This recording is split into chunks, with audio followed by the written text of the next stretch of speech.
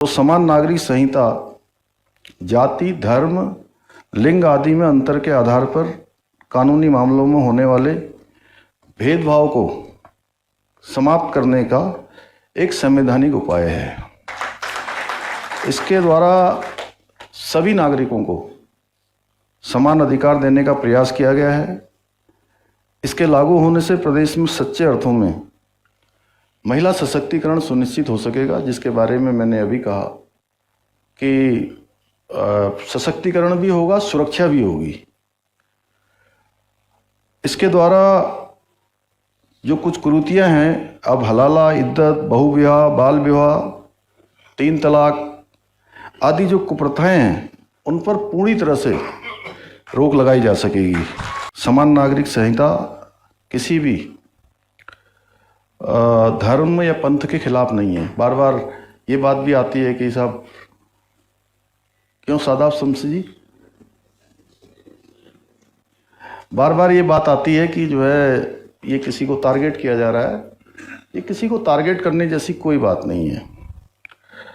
ये समाज की जो कुप्रथाएं हैं उनको मिटाकर सभी नागरिकों को समानता से समरसता स्थापित करने का एक कानूनी प्रयास है। और इस कानून के माध्यम से किसी भी धर्म की मूल मान्यताओं और प्रथाओं को नहीं बदला गया है, केवल कुप्रथाओं को दूर किया गया है। मैं बताना चाहता हूं कि हमारा उद्देश्य बिल्कुल भी किसी की निजता को समाप्त करना नहीं है। हमारा उद्देश्य केवल और केवल उनके जीवन की सुरक्षा सबसे पहली प्राथमिकता है।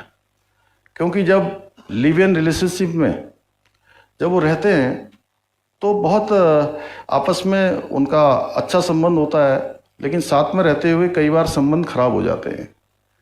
और संबंध खराब होने के बाद मारपीट होती है, हिंसक घटनाएं होती हैं, और बहुत बार इसमें हत्याएं भी हुई हैं।